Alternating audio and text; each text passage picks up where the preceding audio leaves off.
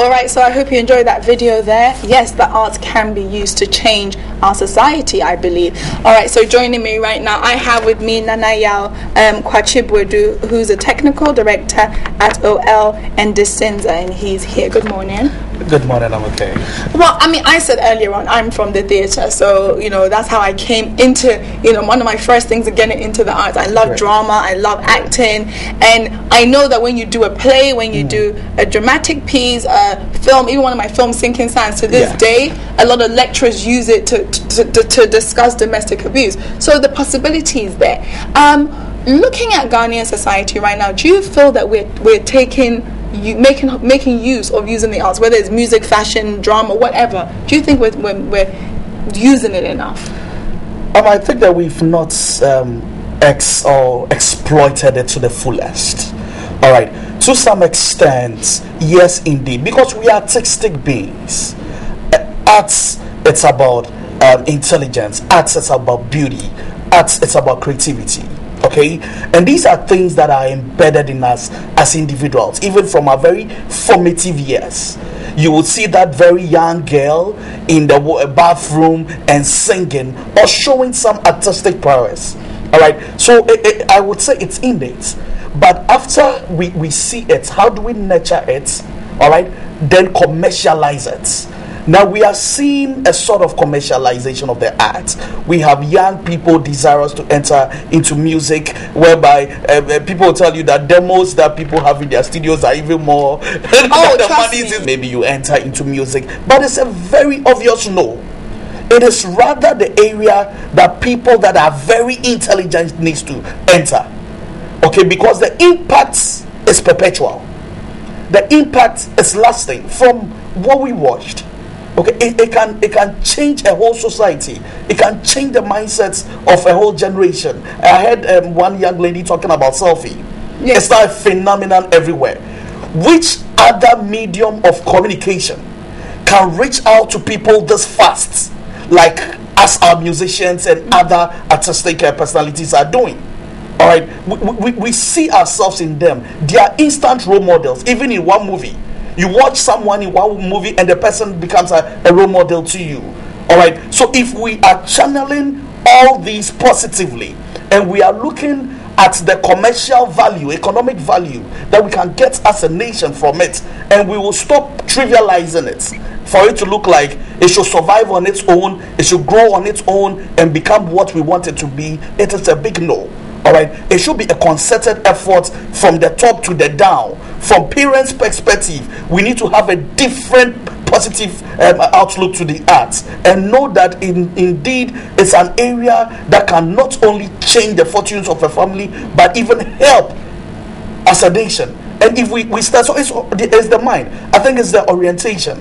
All right, and people in arts, it is our duty to portray the positive attributes of the arts industry.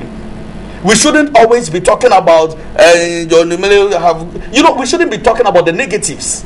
Yes, negative, it might sell, but in the long run it is preventing or not allowing probably some younger ones out there that would have loved to enter into the industry to come out, because they feel all that they hear, it's about crime, it's about scandals, but that's not all we have to add. All right. When you go in more advanced communities with, the Rihannas and look at how they are impacting even on Africa. Oh yeah, children want to look like them, dress like them, talk like them. Yeah. That's it. So our local stars like yourself and every other person out there could become indeed that role models, and we don't celebrate, our artistic icons that much. Okay, you are so what? All right. But these are people that have huge followings. You might be surprised the number of people that look up to them. All right. So we should take it more seriously. Right. Yes. All right, Nana, let me also ask you, I mean, there is the very famous saying of life imitating art or art imitating life. I want to just draw an example, especially in music, of someone like Daddy Lumba with his song Yentiobia. It was a song which, you know, he went along, sang his song, very catchy, and then of course the political parties picked it up. Definitely. So definitely, in a way, this is certainly a case of life imitating art, and now it's become such a saying. Not most people forget Daddy Lumba and they think politics when it's a Yentiobia. So in that sense as well, I mean, just also advice to musicians, because I do feel like a song, if you have a catchy beat, I remember there was a very famous song by Katy Perry called I Kissed a Girl, and I liked it. Now this song was such a huge hit in Europe, in the US, and I actually remember one time my mom was just singing along, I kissed a girl. She didn't even know what she was singing. I'm like, you really doing songs and writing songs, how far they can reach. So what advice do you give to our songwriters, our musicians, in terms of when they do write a song, how far it can go? That's it. So, you know, if you just kind of advise them. Great. I believe that when I say welcome home, most people will be able to associate it to CBC and all that. Yes. You know, these are songs that are lasting. So I believe that anyone that wants to be in the arts, take it from me that it's an industry that even if we down here are not seeing its potential, it is. So whenever you are privileged, when you are lucky enough to be a part of it, you need to know that whatever comes out of you artistically, whether it's a song, whether it's a role you are playing, whether it's artifacts, it has to have a lasting impression. You need to do a painstaking job. You need to research. All right, it is not an industry for unintelligent people. Okay, and intelligence doesn't mean school and the positions you've gotten. You can equip your mind even through research, and everything it's available for us to be able to add on to our knowledge. So our artists, our musicians, let's make sure that even as we go there to the studio, whatever we bring out, we should ask ourselves, in 5 years, will younger people, in 10 years, will younger people want to hear it and still say, this is a good job? Will we even ourselves, will we be proud of it in 2 years? And not this just because it is sensational, it is the order of the day, but it has a deep-rooted impact. And for impact, it brings us to the content. Will we be proud of the content in a few months or years' time? Is it because what is in vogue now is vulgar? So after that, and we are able to make all the monies, which is not the ultimate, and in a few years' time, we will start telling ourselves that I wish I hadn't sung such a song. So we should have at the back of our minds that we are reaching out to masses that are looking up to us, masses that believes that our industry can become what it is supposed to be. And for that matter, we will do everything possible to make sure we leave timeless products on the market, because it has to be consumed timelessly. All right.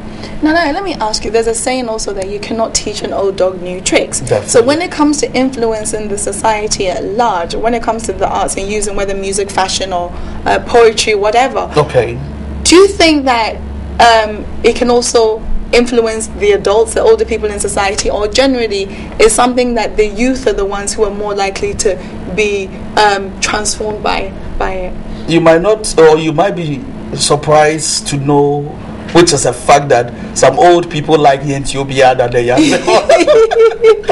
So it can get to everyone. Okay. Yes, it cuts across. It cuts across, depending on them. You started from nothing, scratch. Probably you started whereby you were even shy to talk in the camera or something as an artist. You are improving upon it. You are improving upon your lyrics. The money would definitely follow. It'll come. Yes.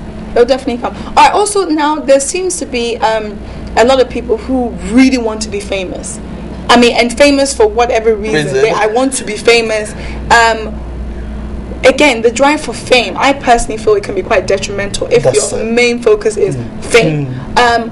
but fame plays an important part of it as well. So in aspects of fame, is it wrong if your sole purpose is to be famous? And just because some people would use controversy to affect social change, there is a negative aspect of it too. So if you're solely driven on fame too, what do you make of that? You know, I once did sampled some views on love, money, fame.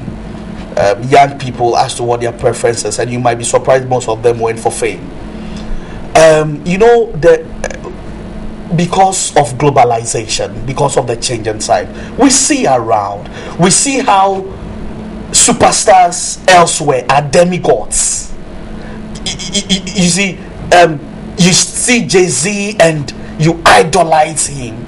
All right. So even if you not get to a Jay-Z like status, you ascribe to get there. That's it. So our young people really want to be famous, but unfortunately, as to the means to the fame, it's a very major problem. People are ready to do everything, the wrong things, the wrong things, everything to be famous. But believe you me, if you are stuck to something that you know doing best, you add a certain level of intelligence, you surround yourself with intelligent people, all right, you work at it, you nurture it, definitely people are going to recognize you from what you do. It's going to build up. It's going to build up. And then that is what we mean by fame. It's not instantaneous. That in a month, because you've starred in one movie, you want to start and become famous. That is not how it works. People have gone through the mill. People have been in theaters. All kudos to people like Mr. David Donto and the rest. All right, have groomed people from scratch. Yes, they've not been able to move into the mainstream cinemas. They've been able to do it gradually, and they are there. You look at them now, and you've forgotten the processes they went through. You want to just rise, and you are in.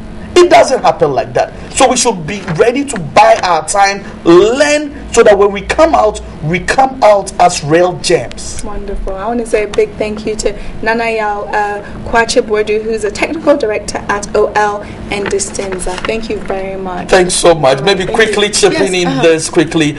We have something that is also very artistic coming up very soon on the 8th of August. We call it Face of High School, and we are making sure that the young people will start to appreciate art and appreciate art better even as they go on. Where would it take place? At the National Theatre. National Face of High School. Face 8th of High of School. August. 8th of August. Thank you very much.